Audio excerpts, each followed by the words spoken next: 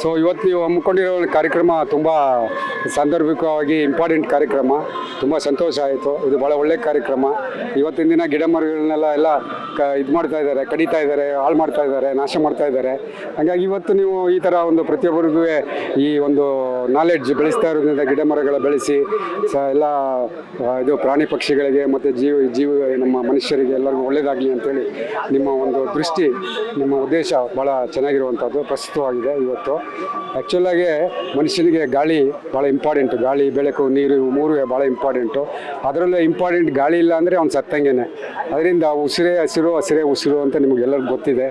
ಅದರಿಂದ ಈ ನಿಟ್ಟಿನಲ್ಲಿ ನೀವು ಮಾಡ್ತಕ್ಕಂಥ ಈ ಒಂದು ಹಸಿರು ಬೆಳೆಸುವಂಥದ್ದು ಭಾಳ ಅತ್ಯುತ್ತಮ ಕಾರ್ಯಕ್ರಮ.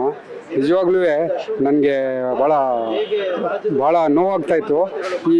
ಇವತ್ತಿನ ದಿನ ನನಗೆ ಭಾಳ ಸಂತೋಷ ಆಗ್ತಾಯಿದೆ. ಇನ್ನು ಮುಂದೆ ಇದೇ ರೀತಿ ನೀವು ಕಾರ್ಯಕ್ರಮಗಳು ಹಮ್ಮಿಕೊಳ್ಳಿ.